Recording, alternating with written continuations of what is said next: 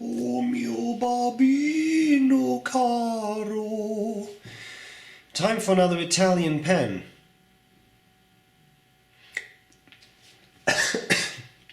I'm sorry. Yes, there we go. Something in my throat. Now, here we have the Pineider La Grande Bellezza. This is the malachite finish. These are all named after gemstones. Made of an interesting acrylic, which has marble, did they say powder? Or did they say marble dust? Yes, incorporated into the acrylic.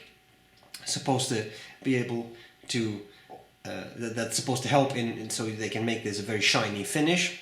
Interesting, and it's supposed to add a little bit to the weight. Well, I don't know how much that does. It feels pretty light to me, but I suppose relatively speaking it could be a little heavier.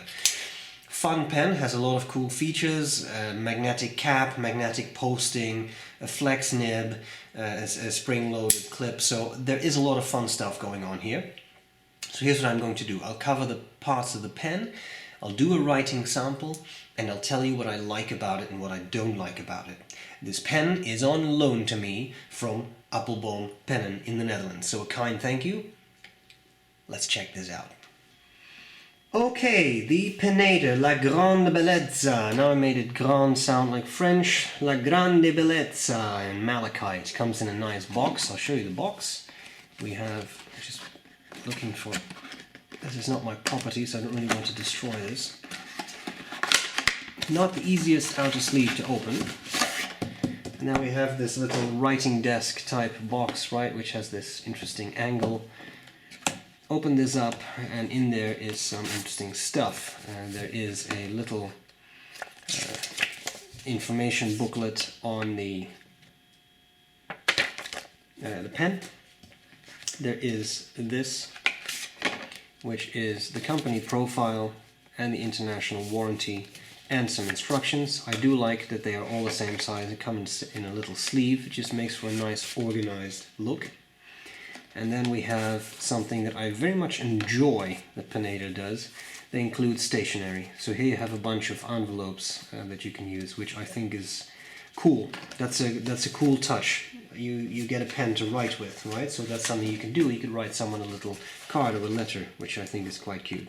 And of course this opens up at the top here, and then you can take your Grande Bellezza and put it in. Okay, let's look at the pen. I shall compare it for you side by side, whoops, sorry, to a Lamy Safari. Let's zoom in there. And you see it's rather a similar size, about the same length, and I would say kind of about the same girth as well. Okay, so the parts of this pen. On top it has the Pineider logo.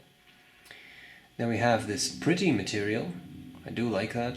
And we have the quill clip, which is spring-loaded and very smooth, very nice smooth mechanism. Then the center band, which says Pineider on one side, and on the other side, I know you can barely read this, but it's a pretty interesting sentence. It says, I'd never read this before, the quick brown fox jumps over the lazy dog. Huh. I wonder who inspired them to do that. Anyway, here we have the barrel, and at the end we have this metal bit, which is quite useful actually.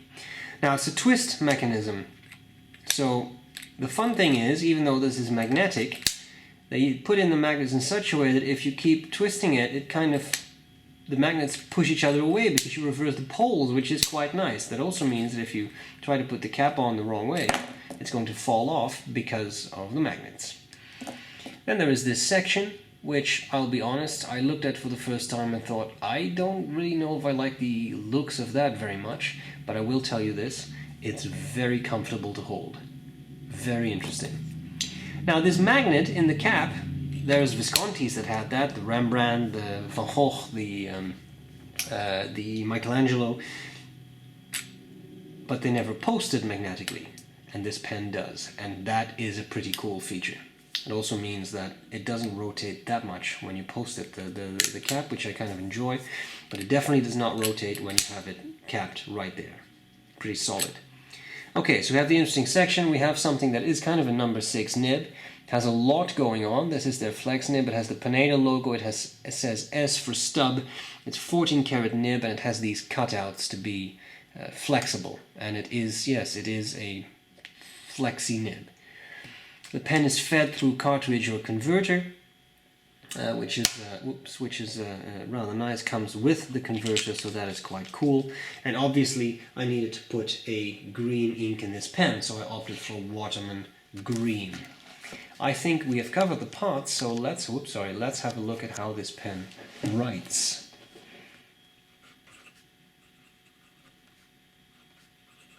Pineider.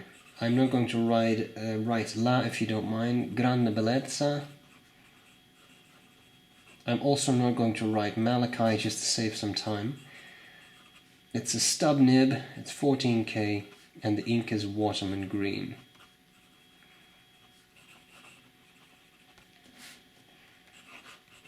Definitely a stub nib.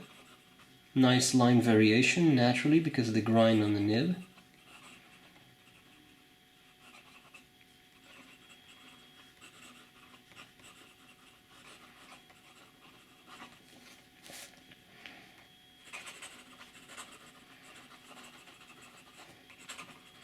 You also notice that there is quite a bit of skipping with this type of writing. Now, that is very fast writing.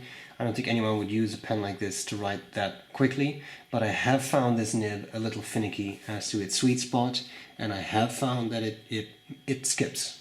It skips. So I always do this test,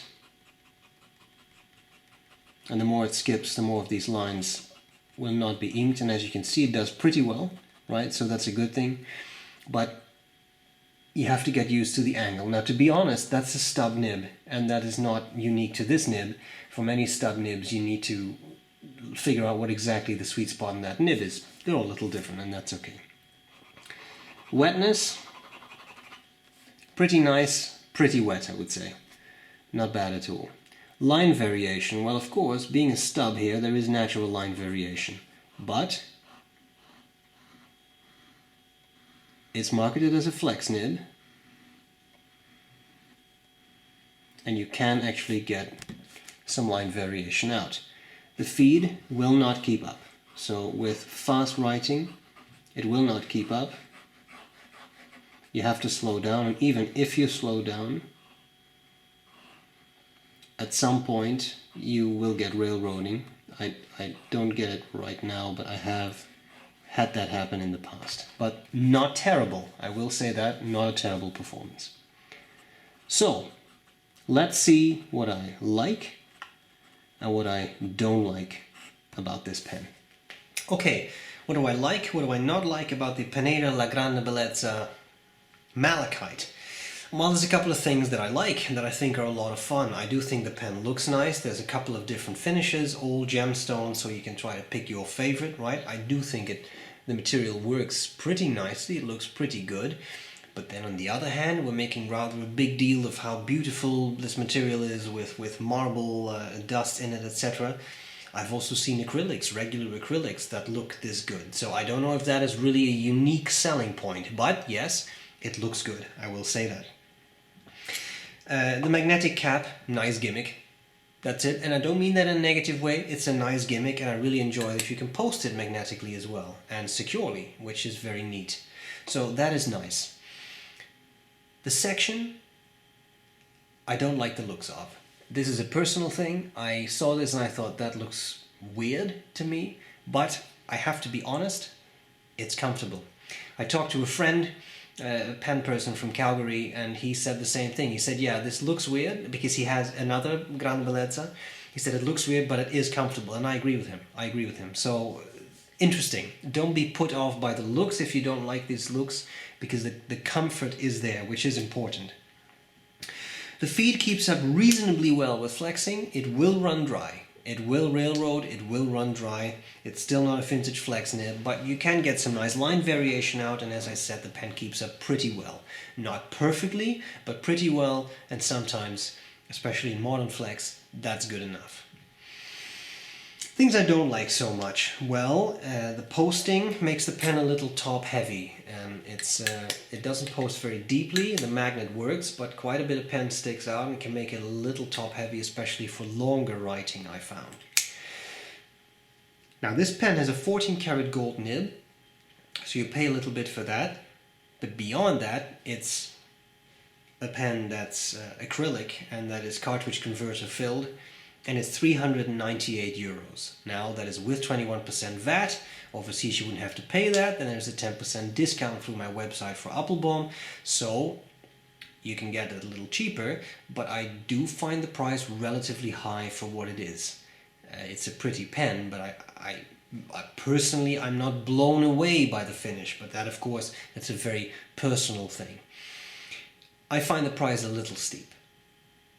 But as always, it's up to you to determine if this is something you may want to pursue and purchase. It is for sure a pretty pen, it's comfortable, it writes nicely, the stub is very pleasant, and it is a pretty material.